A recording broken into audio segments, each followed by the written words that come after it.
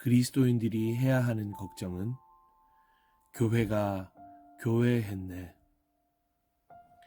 하나님 안에 있다고 하는 사람은 자기도 그리스도께서 사신 것과 같이 마땅히 그렇게 살아가야 합니다.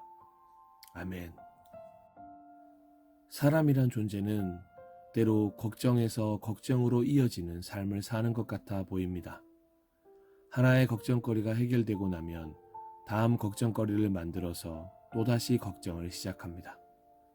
가끔은 걱정이 없어 평탄한 것이 내심 걱정거리인 분들도 만나곤 합니다. 너무 평안하다는 이유로 불안해합니다. 그리고는 꼭 그 표현을 씁니다. 폭풍전야. 뭔가 큰일 닥치기 전에 고요함일 거라고 생각하면서 이런 걱정거리를 걱정 삼아 오늘을 살고 내일을 또 걱정하고 미래를 걱정하곤 합니다.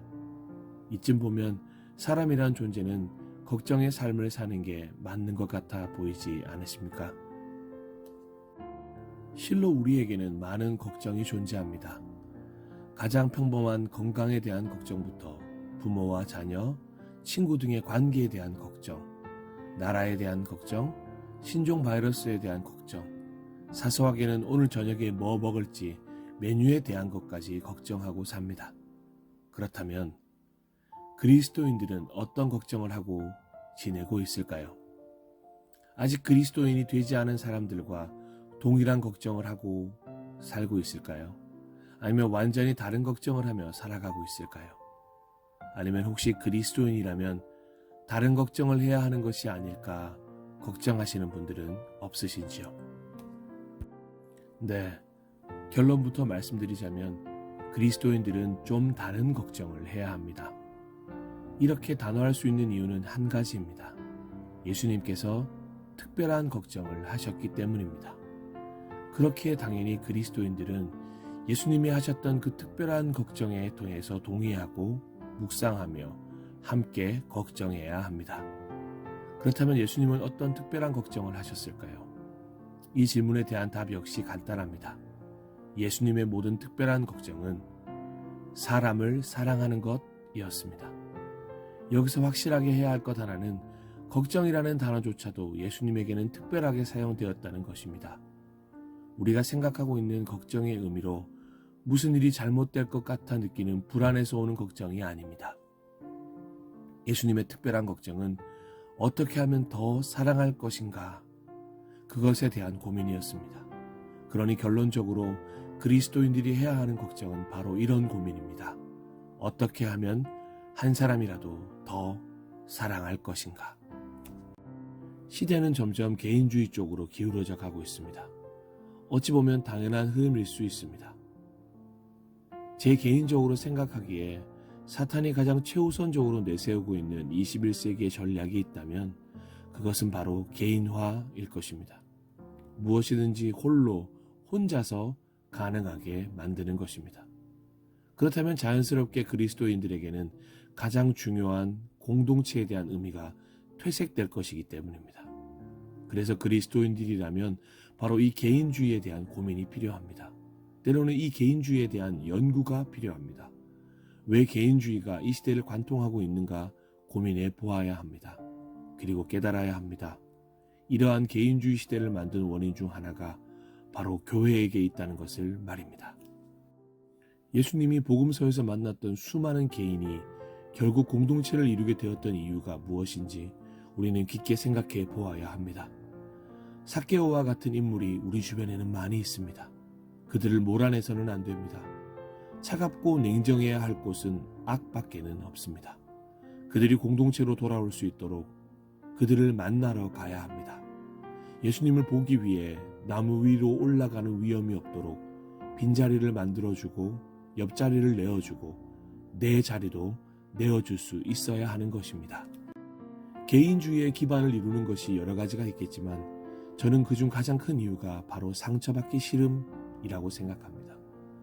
관계에서 오는 상처로부터의 도피를 위해 개인주의를 선택하는 것입니다. 그리고는 어느샌가 관계에서 벗어나 상처받지 않게 되는 편리함을 느끼게 됩니다. 하지만 동시에 깊은 외로움도 느끼게 되는 것입니다. 왜 이런 개인주의의 원인이 교회라고 생각하는가 하면 바로 오늘 함께 본 본문과도 연관이 있는 교회의 양면성입니다. 여기서 등장하는 교회는 교회들을 설명하기도 하고 우리 자신을 설명하기도 합니다. 지금 교회들은 양면성을 가지고 있다는 것이고 그리스도인들 역시 양면성을 가지고 있다는 것입니다. 이 양면성은 결코 다양함의 측면이 아닙니다. 동시에 존재하지 말아야 하는 것을 가지고 있는 양면성을 의미합니다. 마치 악과 사랑의 얼굴을 동시에 가지고 있다고 생각하면 됩니다. 사랑해야 한다고 말하면서 악을 해가는 그런 양면성, 바로 교회와 우리 자신이 가지고 있다는 것입니다. 요한일서 1장 6절은 그런 우리들에게 이야기합니다. 너희가 하나님과 사귀고 있다고 말한다면 분명히 빛 가운데서 살아야 하는데 왜 너희는 여전히 어둠에서 살고 있는 거지? 그건 거짓말이고 진리를 행하지 않는 거야. 찔림이 너무 심해서 피가 날 정도로 아픈 말씀입니다. 그리스도인이라고 말하면서 여전히 비그리스도인으로 살고 있다는 것입니다. 빛 대신 하나님을 만났으면서도 여전히 어둠을 가지는 것입니다. 하나님 안에는 전혀 어둠이 없음에도 불구하고 그 하나님과 더불어 살고 있음에도 불구하고 그 하나님의 빛이 내게 임하여 있음을 알면서도 여전히 어둠을 사랑하는 것입니다. 그 어둠이 바로 양면성을 자꾸만 만들어내서 세상을, 사람들을 생채기 내게까지 하는 것입니다. 누군가 그리스도인들 때문에 개인주의에서 벗어났다는 이야기를 들어보신 적이 있으십니까? 마음을 열고 우리가 되기를 결정한 이유가 바로 빛 가운데 있는 그리스도인의 삶 때문이었노라 고백하는 이를 만나보신 적이 있으십니까?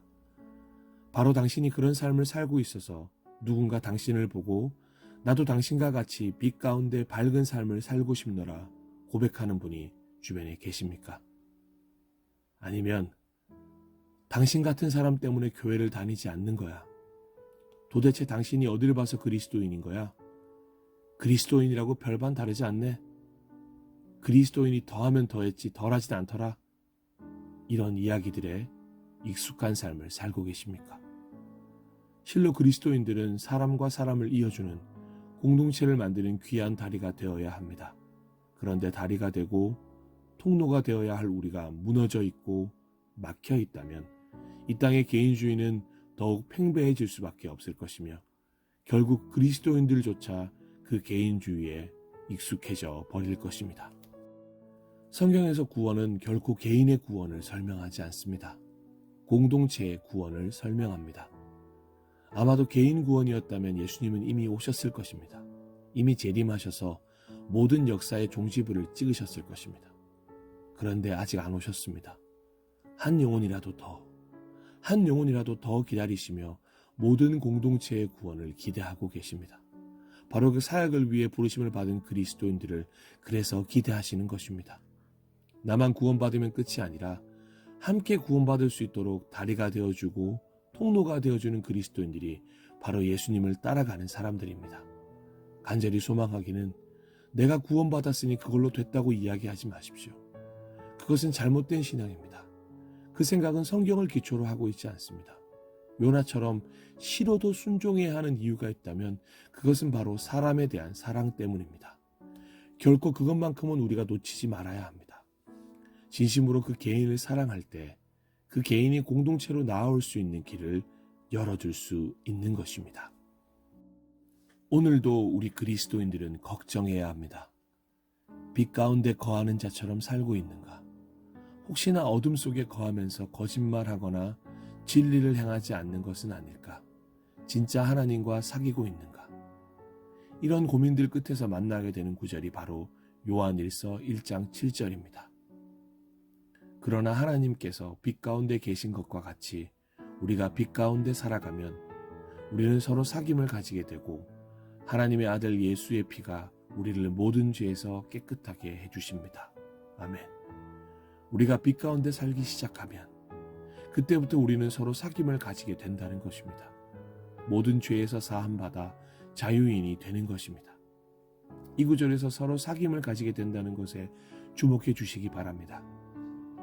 공동 번역은 이 부분을 서로 친교를 나누게 되고로 번역하고 있습니다. 진짜 그리스도인으로 살 때에 사귐이, 친교가 시작됩니다.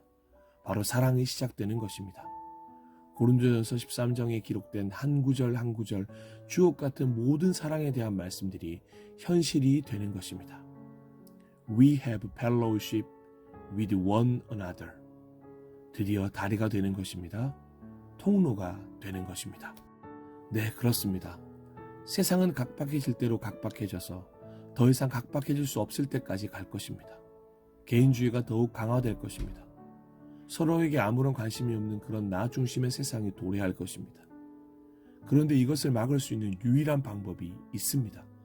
바로 그리스도인들의 삶입니다. 이것이 교회가 이 땅의 희망인 이유입니다. 교회가 이 땅의 절망을 도래해 관계를 깨버리는 집단이 아니라 희망이 되기 위해서 우리는 그리스도인들의 특별한 걱정을, 고민을 시작해야 하는 것입니다. 아마 상처받을지도 모릅니다. 또 외면받을지도 모릅니다. 잘못하면 돌을 맞을지도 모릅니다. 수많은 편견과 독설에 마주해야 할지도 모릅니다. 그런데 더 중요한 것은 이것입니다. 이미 예수님께서 그 길을 걸어가셨다는 것입니다. 우리는 그저 묵묵히 그 길을 따라가면 되는 것입니다. 예수님이 그렇게 하셨던 것처럼 그리스도인들도 그렇게 예수님의 길을 걸어가야 할 때가 왔습니다. 그렇게 될 때 세상의 어둠을 몰아낼 수 있습니다. 빛 대신 하나님으로 인해 진짜 밝음을 경험하게 될 것입니다. 저는 여전히 이런 소망이 있습니다. 그래서 오늘도 지금 여기부터 저부터 그 다리가 되고 통로가 되기 위해 걱정하며 고민하며 살고 있음을 말씀드립니다. 요즘 어떤 걱정을 하고 지내십니까? 돈 문제, 건강 문제, 관계 문제, 미래 문제, 그 등등의 많은 문제들이 우리 눈앞에 있을 것입니다. 그런데 그런 문제는 하나님께 맡기시길 소망합니다. 그런 문제들 때문에 걱정하지 마시고 진짜 그리스도인들이 해야 하는 걱정을, 고민을 했으면 좋겠습니다. 그렇게 그리스도인이 그리스도인답게 그리스도인의 삶을 살아내기를 소망합니다. 개인과 개인을 잇는 공동체를 만드는 다리가 되어 주십시오. 개인과 개인의 소통을 만들어내 소통의 장을 만들 통로가 되어 주십시오. 그게 우리의 역할이며 소명입니다. 이런 사람이 바로 그리스도인입니다. 마지막으로 2017년 후반기부터 지금까지 꾸준히 쓰이는 신조어 하나를 소개시켜드리고 싶습니다. 땡땡땡이 땡땡땡 했다는 말입니다. 사실 이 신조어는 축구 경기로부터 시작된 말입니다. 심판들이 바르셀로나라는 팀에게 유리하게 선언할 때마다 바르셀로나가 바르셀로나 했네 라고 말하기 시작한 것이 그 시작으로 추정된다고 합니다. 비판, 비난, 모욕의 용도로 인물과 사상과 종교와 국가 등 모든 고유명사가 가진 부정적인 이미지를 부각한 뒤 그것이 반복될 때 비아냥조로 사용되게 되는 것입니다. 즉, 같은 실수를 반복하는 것을 아주 짧게 축약해 네가 그럼 그렇지, 네가 어디 가겠냐? 그런 식으로 비꼬는 것을 의미합니다. 그래서 요즘 교회가 교회했네 라는 표현으로 자주 비꼬임을 당하고 있는 것이 현실입니다. 그런데 저는 이 말을 이용해서 다시금 교회의 정체성을 오히려 회복했으면 좋겠습니다. 교회가 교회했네. 이 말이 부정적으로 쓰이는 것이 아니라 진짜 교회가 드러내야 할 정체성인 사랑의 공동체로서 회복되어 모든 이들로부터 인정받는 말로 이 말이 사용되어지기를 기도해 봅니다. 그래, 교회가 교회했네. 그래, 교회가 마땅히 해야 할 일을 했네. 역시 교회가 있어야 해. 역시 그 교회는 교회답단 말이야. 저 교회는 교회답게 말씀에 따라 사는 것 같아. 역시 저 교회는 하나님이 살아 역사하시는 교회야. 이렇게 사용되어지는 교회가 교회했네가 되기를 간절히 소망합니다.